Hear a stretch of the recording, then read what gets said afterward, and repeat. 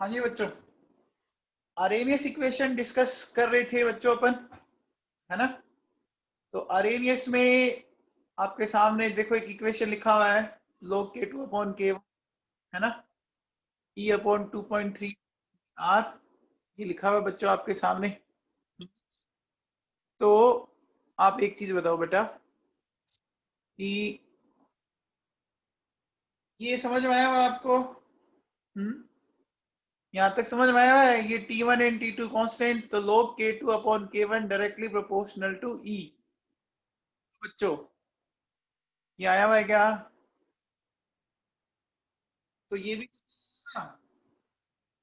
कि अगर T1 और T2 कांस्टेंट हो तो टेम्परेचर चेंज करने पर उस रिएक्शन का K ज्यादा अफेक्ट होगा जिसकी एक्टिवेशन एनर्जी ज्यादा है। बोलो बच्चों, ये समझ में आई हुई लाइन? ये देखो, ये बेटा आपने कल ही एक्सप्लेन किया था, है ना। किया था बच्चों? किसी को कोई डाउट है? बोलो, है क्या?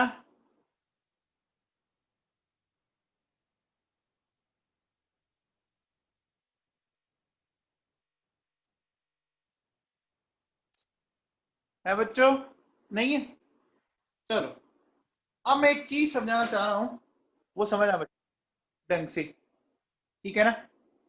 देखो बेटा सुनो, क्या है।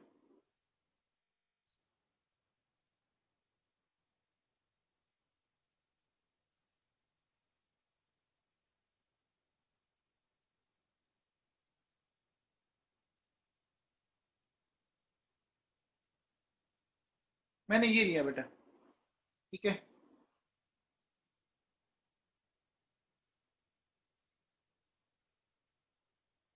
इस ग्राफ का नेचर देख के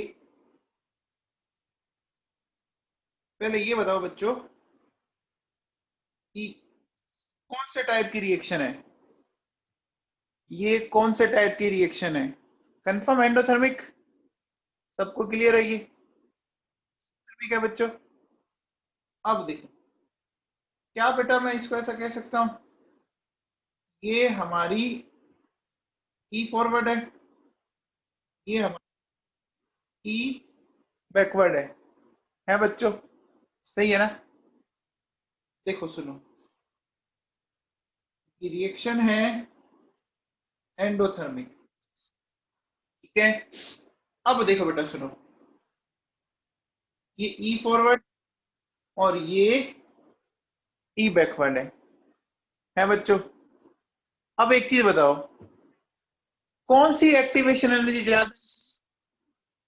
बेटा फॉरवर्ड की एक्टिवेशन एनर्जी ज्यादा है, ज्यादा है बच्चों, ठीक है।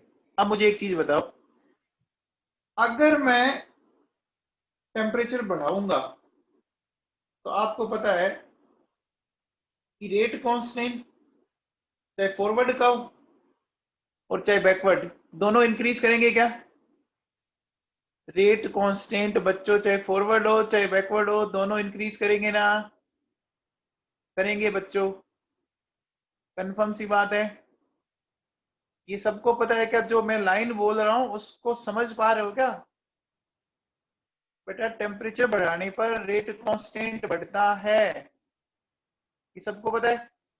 लेकिन एक बात बताओ, मैं ऐसा बोलूंगा कि फॉरवर्ड का रेट कांस्टेंट कंपैरेटिवली ज्यादा बढ़ेगा, फॉरवर्ड का रेट कांस्टेंट कंपैरेटिवली ज्यादा बढ़ेगा, बैकवर्ड का कम बढ़ेगा। क्या ये बात समझ पा रहे हैं आप? Very good. बताओ फॉरवर्ड का रेट कांस्टेंट क्यों ज्यादा बढ़ा? देखो बच्चों, दिख रहा है आपको? क्योंकि फॉरवर्ड का एक्टिवेशन एनर्जी ज्यादा है। अब देखो बेटा सुनो, आप लोग थोड़ा सा 11th की तरफ चलो,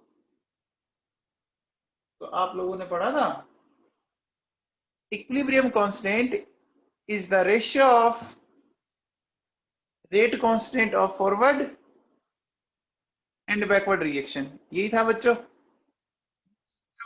याद है क्या? ई होता है बच्चों, बोलो। अब बताओ, ये ज्यादा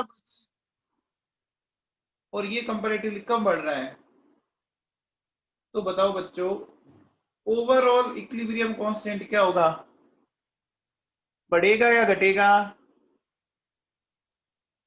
इक्विलिब्रियम कांस्टेंट इंक्रीज करेगा या डिक्रीज करेगा? इंक्रीज करेगा बच्चों। याद करो थोड़ा सा केमिकल इक्विलिब्रियम क्लास 11 कि जब भी अपन टेम्परेचर बढ़ाते थे तो एंडोथर्मिक रिएक्शन का इक्विलिब्रियम कांस्टेंट इंक्रीज करता था। याद है क्या? बोलो बच्चों। बेटा ये पॉइंट समझ में आया क्या? ये पॉइंट क्लियर है सबको? चलो अब देखो, अगर मान लो मैं ग्राफ ऐसा बना रहा हूं, चेक करो, energy and progress of reaction,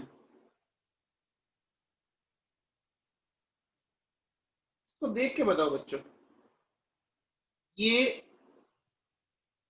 कौन से टाइप की रिएक्शन है? बताओ बच्चों। एक्सोथर्मिक? कंफर्म? ठीक है बच्चों, ये एक्सोथर्मिक है बच्चों। तो मुझे एक बात बताओ, अगर ये एक्सोथर्मिक है तो ई फॉरवर्ड और ई बैकवर्ड कौन सा ज्यादा है बच्चों? बताओ। बैकवर्ड का ज्यादा है। अब बेटा, अगर मैंने टेम्परेचर राइज किया, है ना, अब टेम्परेचर राइज करने पर के फॉरवर्ड और के बैकवर्ड, हेलो,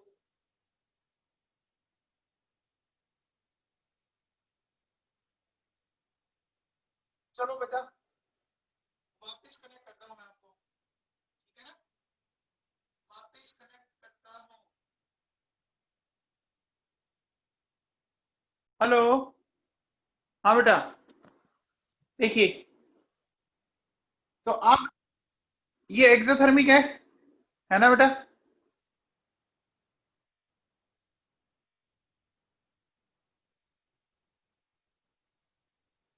तानी सहमत बेटा, करते हैं, अपडेट करते हैं आज, ठीक है।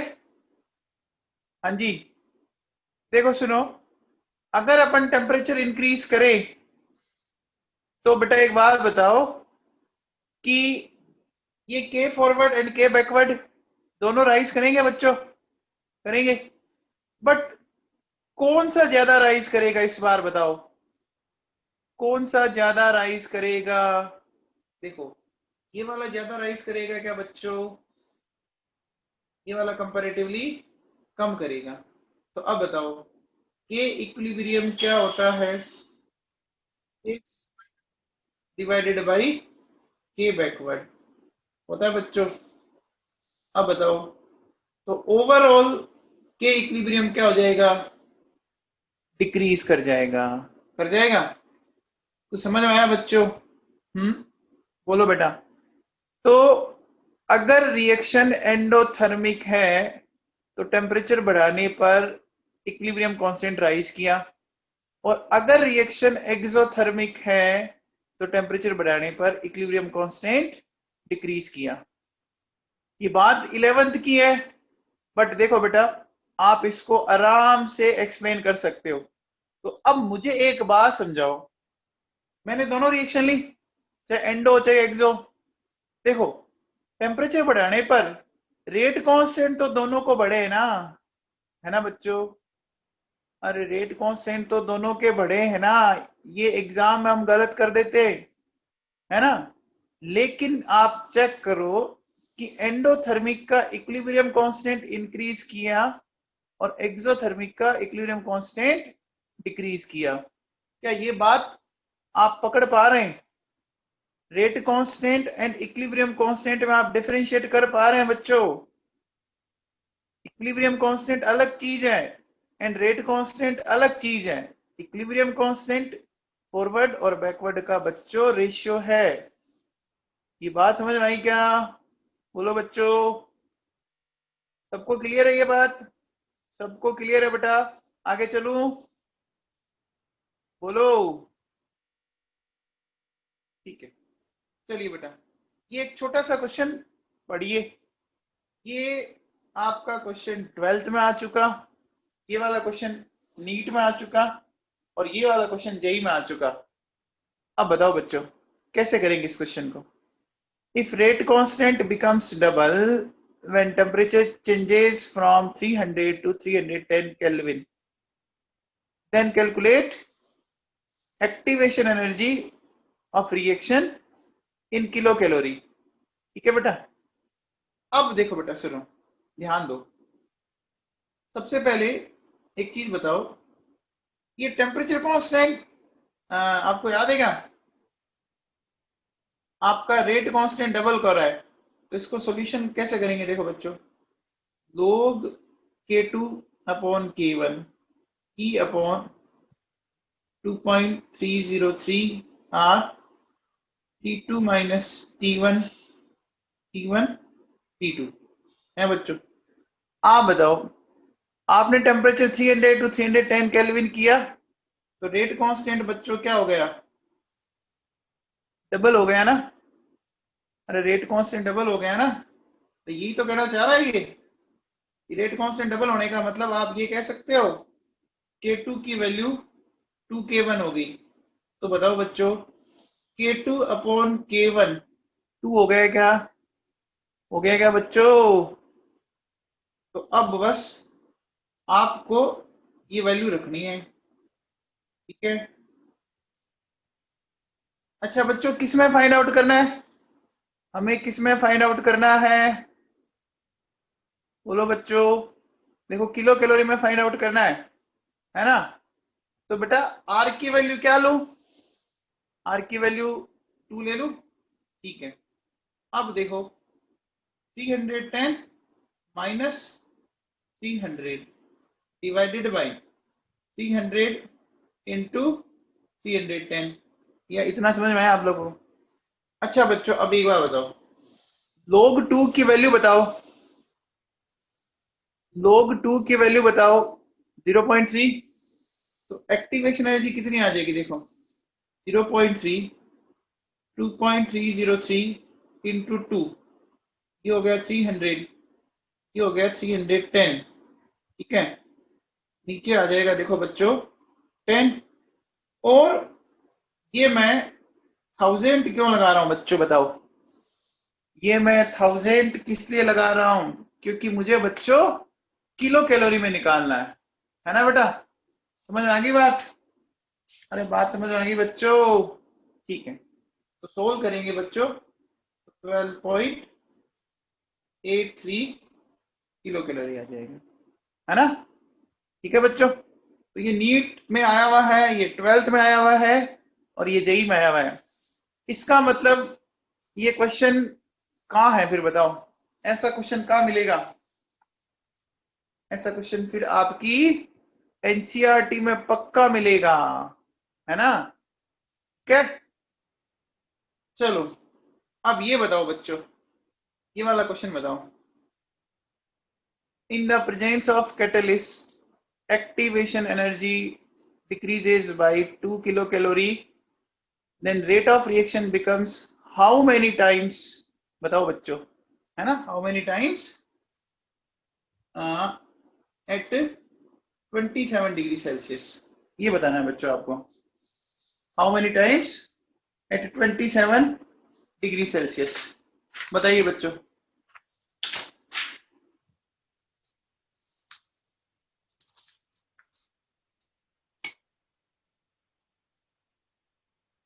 बेटा कैसे करेंगे इस क्वेश्चन को, थोड़ा समझे? देखो बेटा सुनो, इस क्वेश्चन के अकॉर्डिंग मैं ऐसा कह सकता हूं क्या KP equals to AE minus EP RT। क्या बच्चों ऐसा लिख सकता हूं? In the presence of catalyst, activation energy decreases by 2 kilocalorie, then rate of reaction becomes how many times? तो एक तो मैंने लिखा P, P stands for presence of catalyst, ठीक है, इसको मैं इक्वेशन नंबर 1 दे देता हूं। एक मैं लिखता हूं बच्चों के ए ये लिखा मैंने, बोलो ए का मतलब हो गया absence of catalyst। बोलो बच्चों कह सकते हैं? पहले बच्चों ऐसा बोल सकते हैं क्या? बोल सकते हैं बच्चों? अब देखो बेटा, अगर क्वेश्चन में आपको है ना इस कैपिटल ए की वैल्यू नहीं दी ना, तो आप इसको ये अज्यूम कर लेना, चाहे कैटलिस्ट प्रेजेंट हो चाहे एब्सेंट हो, आपको इसकी वैल्यू सिमिलर लेके चलनी पड़ेगी, ठीक है ना। अगर वैल्यू ना दे तो आपको सिमिलर लेके ही चलना है। अब बेटा एक बात बताओ, अगर मैं इसको डिवाइड लगा दूं KP अपॉन KA, ठीक है, तो बताओ बच्चों मेरे पास ये बचा, बोलो बच्चों ये बचेगा क्या? ठीक है, इसको मैं ऐसे लिख सकता हूं बेटा EA माइनस EP, और ये आ गया RT। बोलो बच्चों क्या ये बात समझ आई? अब बताओ बच्चों, हमें अगर इसको सोल्व करना है तो क्या मैं इसका लॉग ले लूं? देखो बेटा, अगर मैं इसका लॉग लेता हूं बाई टेकिंग लॉग, तो लॉग लेने पे बच्चों देखो क्या हो जाएगा, log KP अपॉन KA क्या आ जाएगा? क्या आएगा बोलो बच्चों? ये आ जाएगा क्या? बेस ई पे आएगा EA माइनस EP RT। बोलो बच्चों ये आएगा। अब बताओ बच्चों, बेस ई है, बेस ई को बेस 10 में चेंज करना है बच्चों, क्या करेंगे? 2.303 log KP अपॉन KA। बोलो बच्चों ये आएगा क्या? ऐसा आएगा क्या बच्चों? अब बताओ क्या मैं ऐसा कह सकता हूं EP है EA माइनस, बोलो बच्चों ये बात समझ में आई क्या? EP की वैल्यू समझ में आई? मैंने ऐसा क्यों लिखा, कौन बताएगा? देखो बेटा क्वेश्चन में दिया हुआ है इसलिए लिखा मैंने, तो ध्यान दीजिए कि इन the presence of catalyst activation energy decreases by 2 kilo calorie, है ना बच्चों लिखा हुआ है। तो बेटा आप एक चीज देखिए कि कैटलिस्ट की प्रेजेंस में जो एक्टिवेशन एनर्जी है वो क्या है, वो अब्सेंस वाली से 2 किलो कैलोरी कम है, तो माइनस करेंगे। तो बेटा अब बताओ अगर मैं इसको सोल्व करूं तो सोल्व करने पर ये आएगा क्या? सोल्व करने पर ये आएगा क्या बच्चों? आएगा बच्चों? अब देखो बेटा अपन इस वैल्यू को यहाँ पे रख देते हैं, log KP अपॉन KA, ठीक है, ये हो गया 2000, ठीक है, और वो 2.303 इधर शिफ्ट किया, R की वैल्यू 2, टेम्परेचर 300। इसको सोल्व करने पर बच्चों वैल्यू आ रही है 1.44। बताओ बच्चों इसकी वैल्यू अब कैसे निकालेंगे, कौन बताएगा?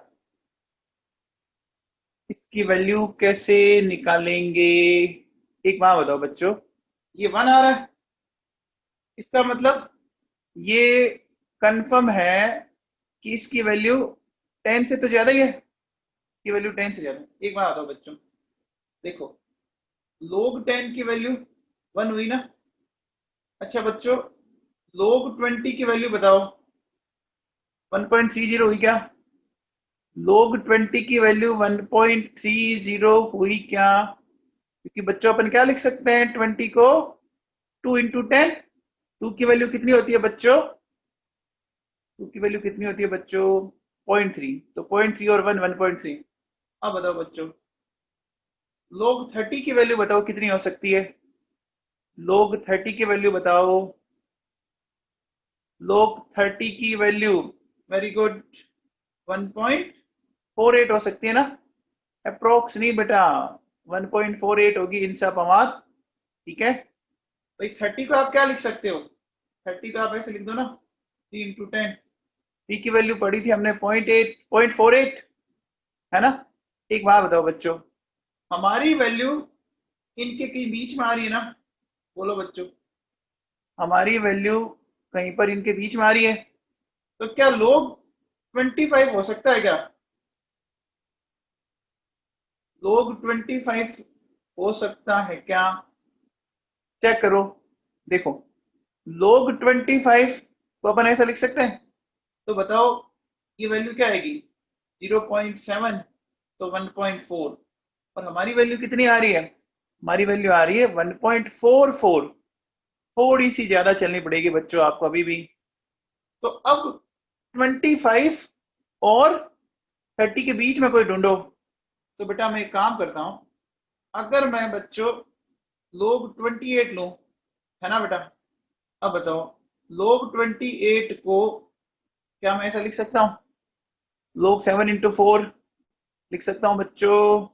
अब बताओ लोग 7 की वैल्यू आपने पढ़ी है 0.84, और लोग 4 की वैल्यू 0.6 पढ़ी है क्या, ये बच्चों वैल्यू बढ़ाई हुई है मेरी, बोलो। अब बताओ कितनी आ रही है एडिशन करने पर, 1.44 आ रही है क्या, तो बेटा अब बताओ के पी अपॉन के ए कितना आ गया, 28 आ गया बच्चों। इसका मतलब प्रेजेंस में जो रेट कांस्टेंट वो अब्सेंस वाले का 28 टाइम है कि नहीं है बच्चों। वैसे बेटा लोग की वैल्यू दी हुई रहती है, बट आपको निकालना आना चाहिए, है ना बच्चों, ये बात सबको समझ में आई, आगे क्या बच्चों, सबको सबको क्लियर है, ठीक है। अब देखो बेटा सुनो, ये देख लो एक बार आप, मैंने क्या किया जो आपके सामने सारा कुछ, देखो एक बार क्वेश्चन पढ़ लो वापस आप। ये कहता है बच्चों, in the presence of catalyst activation energy decreases by 2 kilo calorie, then rate of reaction becomes how many times at 27। Temperature given है, और इसने बोला कि एक्टिवेशन एनर्जी में जो चेंज आ रहा है ना, प्रेजेंस और एब्सेंस में, वो 2 किलो कैलोरी का आ रहा है। P stands for presence of catalyst and A stands for absence of catalyst, है ना बेटा, ये आ रहा है कि नहीं आ रहा है, बोलो बच्चों, आ रहा है, इसमें किसी को कोई डाउट है क्या, इसमें किसी को डाउट है क्या, बोलो, नहीं है, आगे चलूं, आगे चले बच्चों, ठीक है। अब देखो बेटा सुनो, बात करते इफेक्ट ऑफ कैटलिस्ट की, बेटा बात को ध्यान से सुनना। मान लो ये कोई हमारे पास एक रिएक्शन है बच्चों,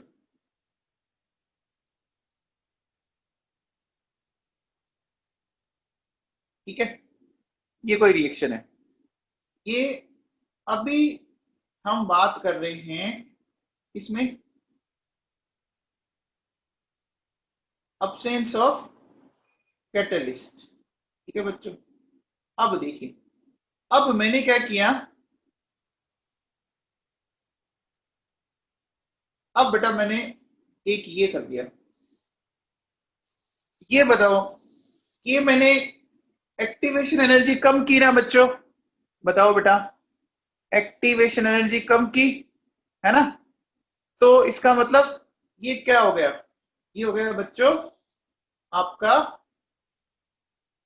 प्रेजेंस ऑफ कैटलिस्ट। इतना समझ में आया सबको, है ना। अब एक चीज बताओ बच्चों, अगर मैं पहले बोलूं कि पहले ये थी, activation energy for forward reaction, और पहले ये थी activation energy of backward reaction. थी बच्चों, ये थी ऐसा जब तक कैटलिस्ट नहीं था। अब देखो बेटा, जितनी आपकी फॉरवर्ड की डिक्रीज हुई है ना बच्चों, उतनी की उतनी बैकवर्ड की भी डिक्रीज हुई क्या? बोलो बच्चों, जितनी फॉरवर्ड की डिक्रीज हुई क्या उतनी बैकवर्ड की डिक्रीज हुई? हुई बच्चों? आप मुझे बताओ, क्या मैं ऐसा कह सकता हूं कि equal decrease equal decrease in activation energy for forward and backward reaction? बोलो बच्चों, क्या ये बात समझ आई बच्चों? आपकी फॉरवर्ड और बैकवर्ड के लिए इक्वल डिक्रीज हुआ क्या? बोलो बच्चों, हुआ? अब बताओ, इक्वल डिक्रीज हुआ, ई फॉरवर्ड भी आपका डिक्रीज कर रहा है और ई बैकवर्ड भी डिक्रीज कर रहा है, तो बच्चों बताओ, के फॉरवर्ड भी बढ़ेगा और के बैकवर्ड भी बढ़ेगा? बोलो बच्चों, क्या मैंने सही लिखा है क्या? बोलो बेटा, एक्टिवेशन एनर्जी जब कम होती है तो रेट कांस्टेंट बढ़ता है। अगर मान लो यहां मैं 2 एरो कर देता हूं तो यहां पर भी मुझे 2 एरो करने पड़ेंगे। बोलो बच्चों, अब बताओ, जब ये इक्वल आपका इंक्रीज हो रहा है बच्चों, तो मुझे बताओ क्या इक्विलिब्रियम कांस्टेंट में फिर कोई चेंज आएगा? अरे इक्विलिब्रियम कांस्टेंट में चेंज आएगा क्या? नहीं आएगा ना बच्चों, नहीं आएगा। दिमाग में बैठी बात? बोलो बच्चों, समझ में आया? तो अपन क्या बोलेंगे कि equilibrium remains constant in the presence of catalyst. बोलो बच्चों, ये क्लियर है? अब बताओ बच्चों, क्या कैटलिस्ट ने इस डेल्टा एच की वैल्यू को चेंज किया क्या? क्या इस कैटलिस्ट ने डेल्टा एच को चेंज किया क्या? बोलो बच्चों, नहीं किया ना? भाई आप सोचो, आपको पेपर मिला, एक बिना आंसर की के मिला और एक आंसर की के मिल गया। अब बताओ, अगर आंसर की के मिल गया, आपकी पहली रैंक आ गई, मान लो नीट में आ गई, तो आपका एडमिशन तो बेटा मेडिकल कॉलेज में हुआ ना। ऐसा तो है नहीं कि फर्स्ट रैंक आ गई तो साहब आपकी तो एमबीबीएस कंप्लीट है, आप तो आज से प्रैक्टिस स्टार्ट कर दीजिए। अरे ऐसा होता है क्या बच्चों? बोलो, होता है? नहीं होता ना? तो बेटा समझ में आई बात कि अपन क्या बोलेंगे, कैटलिस्ट कभी भी डेल्टा एच को चेंज नहीं करेगा। नहीं करेगा ना बच्चों? बोलो, ये बात समझ आई? तो ये भी ध्यान रखना कि इन the presence of catalyst delta H क्या रहेगा बच्चों? कांस्टेंट रहेगा। समझ में आई बात? बोलो बेटा, ये बात सबको समझ में आई? आ गई बच्चों? ठीक है। अब देखो बेटा, ये कल जो क्वेश्चन किया था अपन लोगों ने, है ना, इसमें कुछ बच्चों को थोड़ी सी डाउट आई थी। तो वो है ना, जब मैंने कल क्वेश्चन लिखा था ना, तो एक लाइन उसमें छूट गई थी। ये क्वेश्चन तो मैं कल करवा चुका हूं, देखो पढ़ो इसको, इस क्वेश्चन को पढ़िए बच्चों।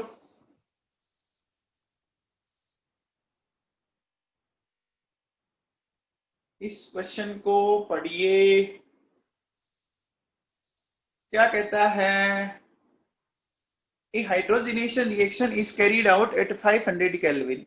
If the same reaction is carried out in the presence of catalyst at the same rate, है ना, the required temperature is 400 Kelvin.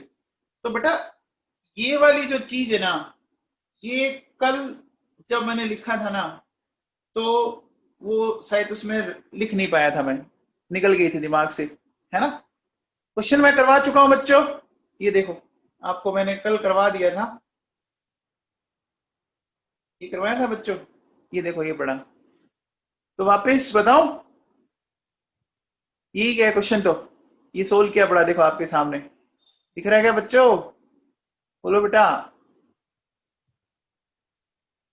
अब समझ में आया मैंने इसको इक्वल क्यों किया, इक्वल क्यों किया, देखो उसकी लैंग्वेज पे पढ़ो आप, लैंग्वेज में पढ़िए आप, देखो क्या कह रहा है, एट द सेम रेट। तो बच्चों जब सेम रेट ऑफ रिएक्शन से करवाना है ना, तो बेटा समझ में आ गई बात, हमें दोनों को इक्वल करना था, है ना बच्चों। चलिए बच्चों आगे, कल हमने आंसर निकाला था इसका 100, बोलो बच्चों, अरे बोलो। ठीक है, अब एक चीज बताओ बच्चों, अगर मैं आपसे एक क्वेश्चन पूछूं, देखो मेरे पास ये है बेटा N2O5, 2NO2 plus half O2, इसकी एक्टिवेशन एनर्जी E1 है।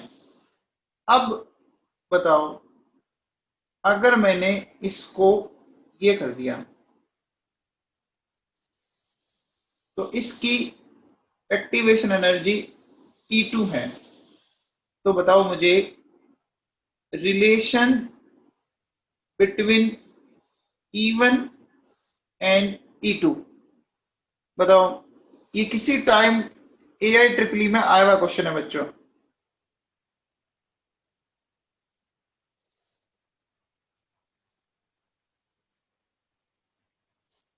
बताओ बेटा E1 और E2 में क्या होगा, कोई फर्क पड़ेगा, कोई फर्क पड़ेगा क्या बच्चों, फर्क नहीं पड़ेगा, वो ये तो हमारे लिखने का तरीका है ना, एट ए टाइम तो आपको पता होगा 1 या 2 मॉलिक्यूल से काम आते हैं, ऐसा तो है नहीं कि आपने उसमें अगर बहुत ज्यादा बढ़ा दिए तो एक्टिवेशन एनर्जी बढ़ गई। ये आप ऐसे सोचो कि मान लीजिए 10 बच्चे एग्जाम दे रहे हैं तो एक्टिवेशन एनर्जी अलग है, और 1 लाख बच्चे एग्जाम दे रहे हैं तो एक्टिवेशन एनर्जी अलग है, ऐसा थोड़ी ना होता है। पासिंग मार्क्स तो वही रहता है ना बच्चों, अरे थ्रेश होल्ड एनर्जी तो वही रहती है ना बच्चों। तो ध्यान रखना, क्या बोलेंगे कि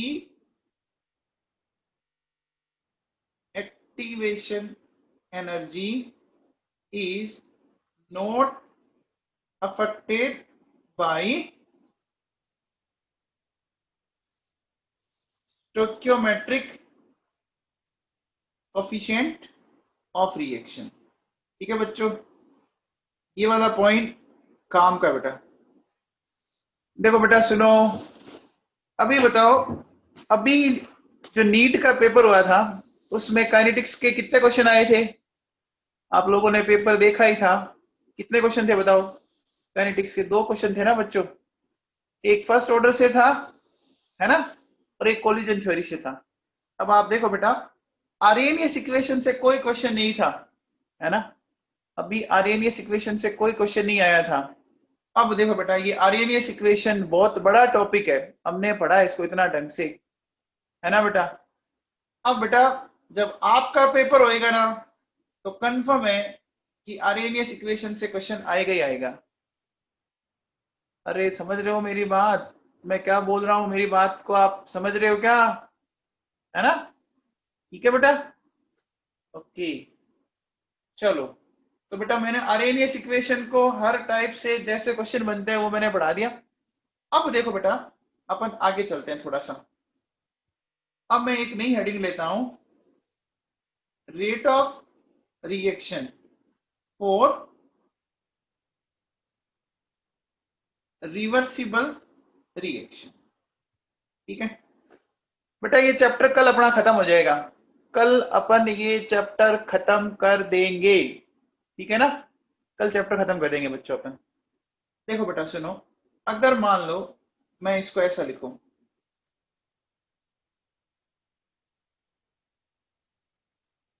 तो बच्चों बताओ, ये रिवर्सिबल रिएक्शन लिखी मैंने? क्या मैंने ये रिवर्सिबल लिखी?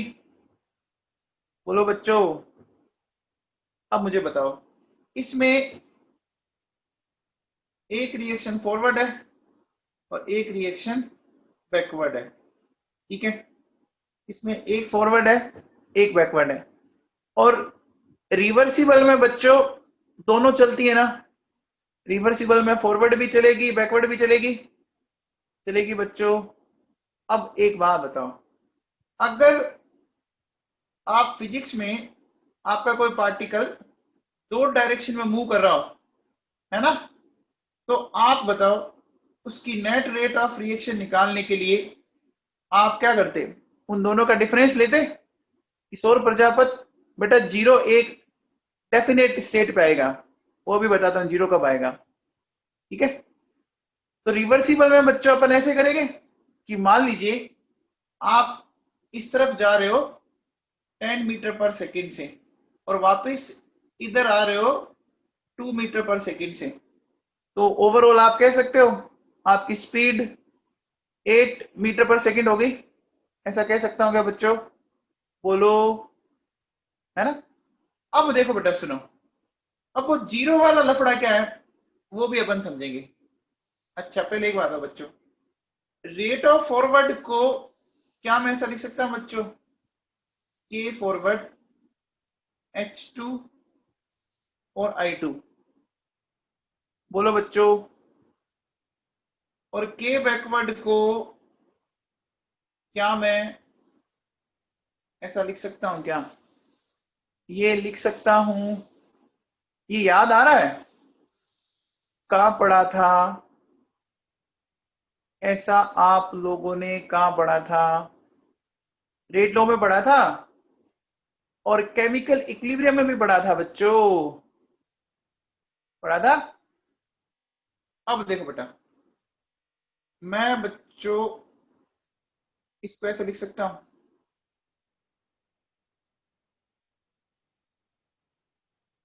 बताओ, minus D H two by D T minus D I two by D T, ठीक है? एक बार अपन ये मानते हैं कि फॉरवर्ड रिएक्शन आपकी मेजर रिएक्शन है बच्चों, ठीक है?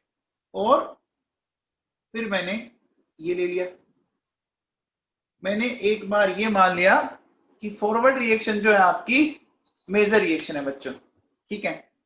तो ये इसके इक्वल आएगी ना बच्चों रेट ऑफ रिएक्शन?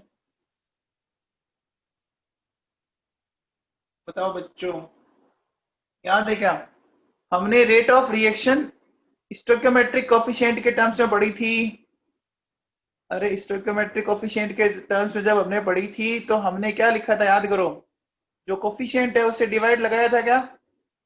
जो कोफिशिएंट है उससे डिवाइड लगाया था क्या बच्चों? तो देखो मैंने यही तो लिख रखा है, ये लिखा हुआ बच्चों, बोलो बेटा। अब देखो, अगर मैं आपसे ये कहता हूं कि बच्चों rate of disappearance of H2, है ना? Rate of disappearance of H2, बेटा डिसअपियरेंस का मतलब माइनस होता है। अगर कोई डिसअपियर हो रहा है तो वो डिक्रीज कर रहा है क्या बच्चों? बताओ बेटा। तो ये किसके इक्वल आया? के फॉरवर्ड H2 I2, ये समझ में आ गया? अब बेटा अगर मैं ऐसा कह देता हूं कि रेट ऑफ अपीयरेंस, बताओ बच्चों,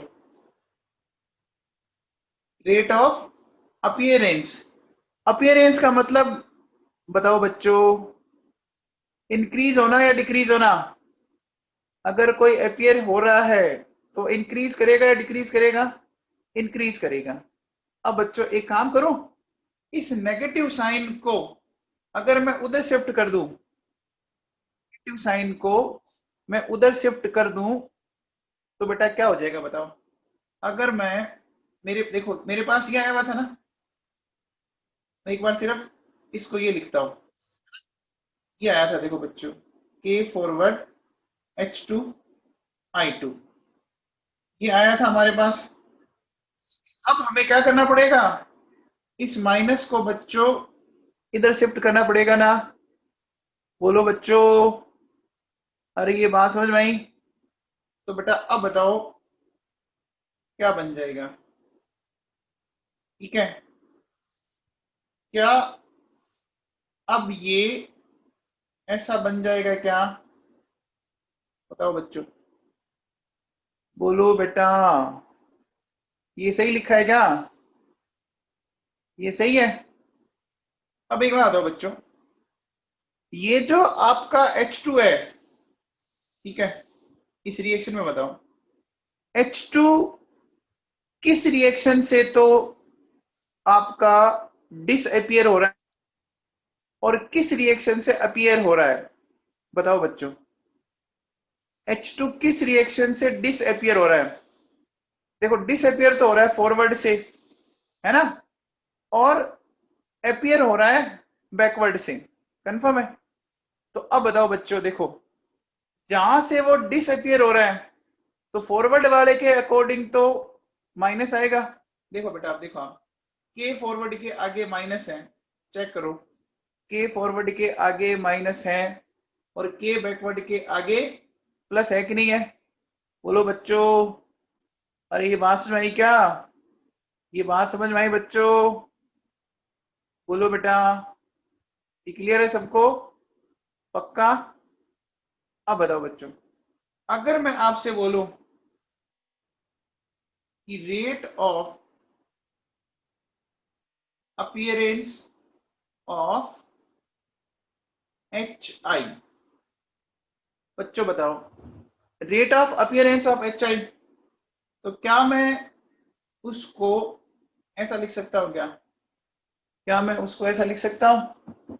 बोलो बेटा, क्या अपन उसको ऐसा लिख सकते हैं क्या? लिख सकते हैं। अब बताओ बच्चों, ये देखो ये फैक्टर यहां पड़ा, पड़ा है बच्चों, ये पड़ा है।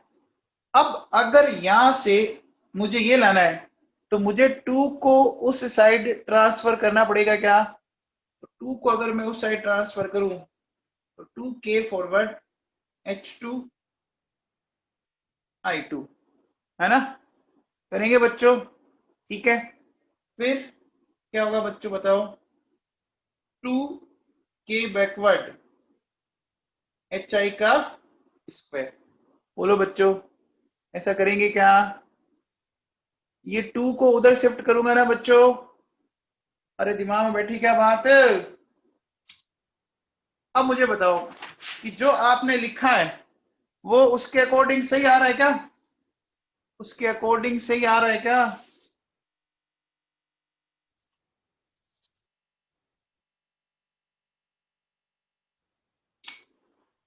सही आ रहा है बच्चों?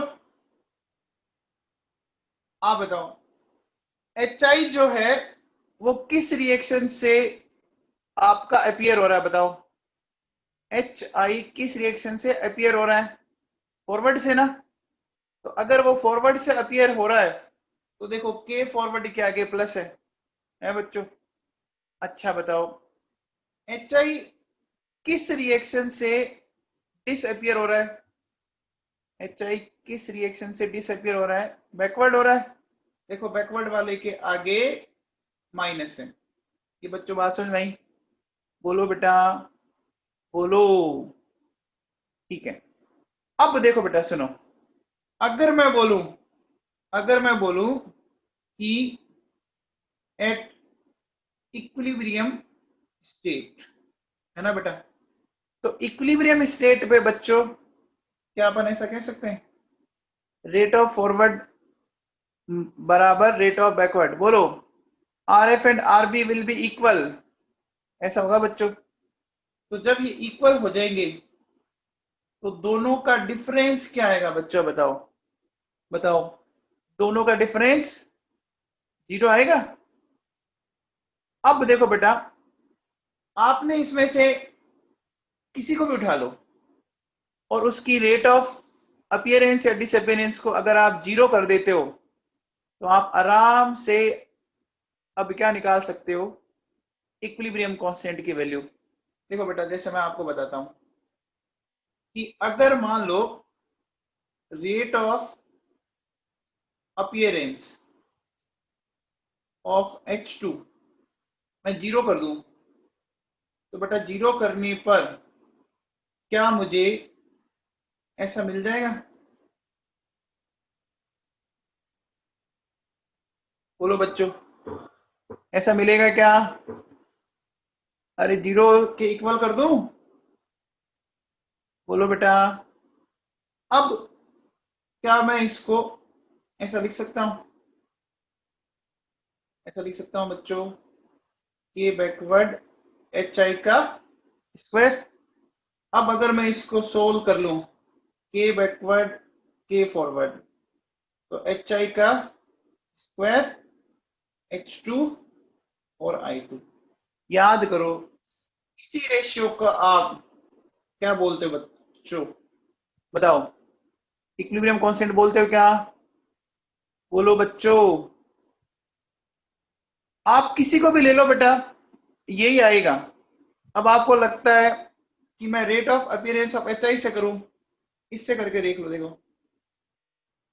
Rate of appearance of HI, इससे करते हैं बच्चों, है ना? तो ये 0 किया मैंने, 0 करने पर देखो 2k फॉरवर्ड H2 I2, है ना?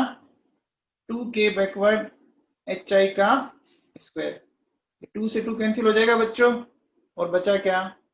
k forward k backward HI का स्क्वायर, और नीचे क्या आ गया? H2 और I2। ये बात सबको समझ में आई? बोलो बेटा, ये बात सबको समझ में आई क्या?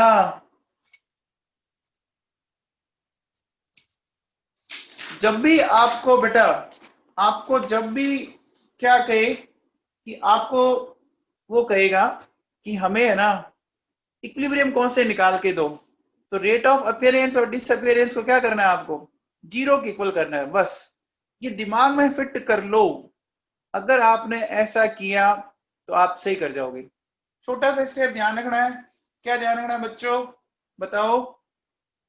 अगर इक्विलिब्रियम कांस्टेंट निकालना है तो रेट ऑफ अपीयरेंस और चाहे डिसअपीयरेंस हो, किसके इक्वल करेंगे? 0 के इक्वल। चलो बच्चों, मैं कुछ क्वेश्चंस पूछता हूं आपसे। जैसे देखो, मुझे एक बात बताओ, 2a प्लस बी, ठीक है, ये हमें दे रहा है c प्लस d, k1 और k2, ठीक है। अब बताओ बच्चों, आपको ये कह रहा है कि dA by D T and dC by D T, ये वैल्यूज बतानी है। तो बेटा कैसे बताएंगे? बता सकते हैं क्या?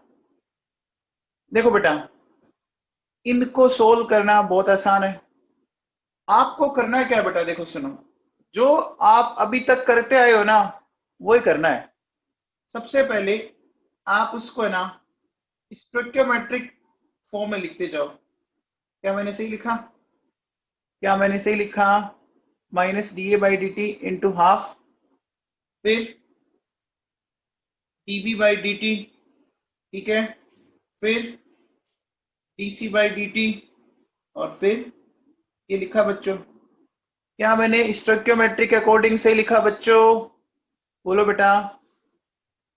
अब देखो बेटा, क्या मैं इसको ऐसा लिख सकता हूं, के फॉरवर्ड 1 का स्क्वायर बी माइनस के बैकवर्ड सी और डी?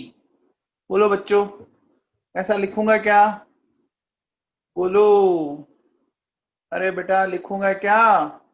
अब मुझे बताओ, मुझे सिर्फ D A by D T पूछना है ना? तो मुझे उस साइड क्या क्या ट्रांसफर करने पड़ेंगे? मुझे उस साइड माइनस और 1/2 ट्रांसफर करूंगा बच्चों, है ना बेटा? तो अब देखो, बताओ D A by D T क्या आ जाएगा? जैसे आप उधर ट्रांसफर करोगे तो बेटा देखो ये हो जाएगा क्या, 2k backward C and D minus 2k forward 1 का स्क्वायर और बी। क्या मैंने सही लिखा बच्चों? बोलो बेटा, क्या हमने सही लिखा है क्या?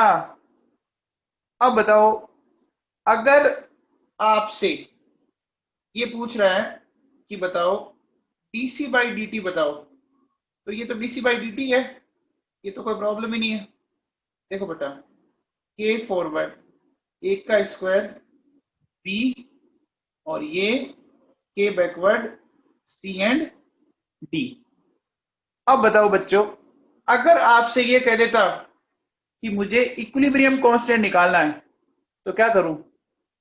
बताओ बच्चों, इन दोनों में से क्या करूं? किसी को भी जीरो की इक्वल कर दूं तो आंसर क्या सिमिलर आएगा क्या बच्चों? सिमिलर आएगा ना।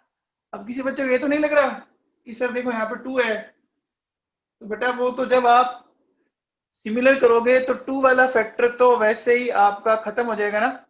बोलो बेटा, ये खत्म हो जाएगा ना? हो जाएगा।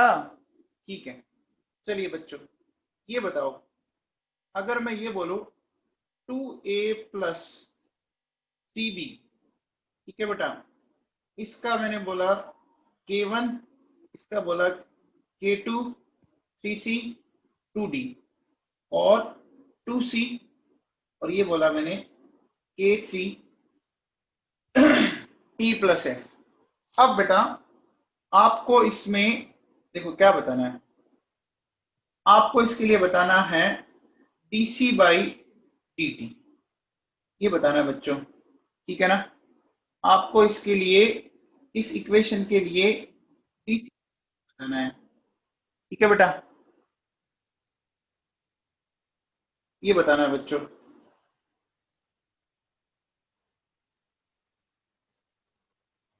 एक बात बताओ बच्चों, देखो सी यहां भी यूज आ रहा है, आ रहा है क्या? और सी यहां भी यूज आ रहा है, तो आपको दोनों को कंसीडर करना पड़ेगा। आपको बच्चा दोनों को कंसीडर करना पड़ेगा। कैसे करेंगे? देखो प्रोसीजर हमारा नॉर्मल प्रोसीजर स्टोइकोमेट्रिक कोफिशिएंट की फॉर्म में चलते जाओ, है ना। जो नॉर्मल प्रोसीजर है हमारा वो ऐसा है बच्चों, देखो dt इंटू 1/2, ठीक है, db by D T into 1/3, ठीक है बच्चों, ये माइनस लगेगा, फिर dc बाई dt ये लगेगा, और dd बाई dt ये लगेगा बच्चों। पहले बताओ, बोलो बच्चों, ये होगा? आशुतोष गौतम, बेटा एक रिएक्शन में बहुत सारी पॉसिबिलिटीज होती है, पैरेलल रिएक्शन भी चल सकती है ना। अब बताओ बेटा, ये जो पूरा है ये किसके इक्वल आएगा? के फॉरवर्ड एक का स्क्वायर बी का क्यूब माइनस के बैकवर्ड सी का क्यूब डी का स्क्वायर। क्या ये सही आया? बोलो बेटा, ये सही आया। तो यहां से बताओ आपका डीसी बाई डी टी क्या आ जाएगा? डीसी बाई डी टी क्या आ गया? देखो 3k फॉरवर्ड एक का स्क्वायर बी का क्यूब माइनस 3k बैकवर्ड सी का क्यूब डी का स्क्वायर। क्या ये सही है? बोलो बेटा, ये सही है क्या? इस फैक्टर को मैंने मल्टीप्लाई क्यों किया, समझ में आया? अब देखो बेटा, अपने को क्या करना पड़ेगा, अब अपने को इस रिएक्शन के लिखना, मैं इसको एक नाम दे देता हूं बच्चों, रिएक्शन सेकंड। देखो बच्चों, मैं अगर ऐसा लिखता हूं फॉर रिएक्शन सेकंड, तो बेटा मैं ऐसा लिख सकता minus DC by D T into 1/2। बोलो बेटा, क्या मैं इसको ऐसा लिख सकता हूं क्या? बोलो, लिख सकता हूं? लिख सकता हूं। और मैं इसको बेटा इसके इक्वल लिखूंगा क्या? k3 c का स्क्वायर। ये बताओ, क्या मैं इसको ऐसा लिखूंगा क्या, K3C²। अच्छा बच्चों, इसमें मैंने बैकवर्ड का क्यों नहीं लिखा, बताओ बच्चों, इसमें मैंने बैकवर्ड का क्यों नहीं लिखा। ध्यान दीजिए, ये इरिवर्सिबल रिएक्शन है ना बच्चों। देखो एरो एक ही साइड में है, दोनों साइड एरो नहीं है ना बेटा। ठीक है, अब बताओ, मुझे dc/dt चाहिए, तो मैं अगर माइनस को उधर ट्रांसफर कर दूं तो -2k3, बोलो बेटा ऐसा आ जाएगा, आ जाएगा बच्चों, अरे आ जाएगा क्या। अब बताओ बेटा, मेरे पास क्या क्या हो गया, देखो, एक तो dc/dt ये आया यहां से, और एक dc/dt ये आया, आया बच्चों, बोलो। तो अब मुझे नेट रेट ऑफ रिएक्शन निकालनी है, क्या करूं, दोनों को ऐड कर दूं क्या, अरे बोलो बच्चों, ये बात समझ में आई क्या। तो देखो बेटा क्या करेंगे, अगर मुझे dc/dt पता करना है तो मैं क्या लिखूंगा, बोलो बेटा। तो ये देखो ये पड़ा, है ना बच्चों। तो क्या हो जाएगा बेटा, क्या हो जाएगा बताओ, यहां से ही हटा दो। तो देखो dc/dt क्या आ गया मेरे पास, 3k फॉरवर्ड, एक का square T cube, minus 3k backward T का स्क्वायर, और -2k3c²। बोलो बच्चों, क्या ऐसे ही आएगा क्या, अरे ऐसे ही आएगा क्या, बोलो। अब बेटा क्या हमने सही किया है क्या, इसको चेक करो। देखो बेटा, सबसे पहले बताओ कि जो ये पहली रिएक्शन है, ये पहली रिएक्शन जिसको मैंने टिक किया है, ठीक है। मुदीता बेटा 2 क्यों लिखेंगे, 2 को तो उधर ट्रांसफर करेंगे ना, 2 तो उधर जाएगा ना बेटा मुदीता, सेकंड वाली इक्वेशन में भी, तभी तो dc/dt बन पाएगा हमारा। हाँ बेटा, अब बताओ मुदीता, लेकिन मैं लेके तो एक ही आया हूं ना dc/dt, तो उस 2 को भी तो मैंने उधर ट्रांसफर कर दिया ना। देख ये भी dc/dt है बेटा, और ये भी dc/dt है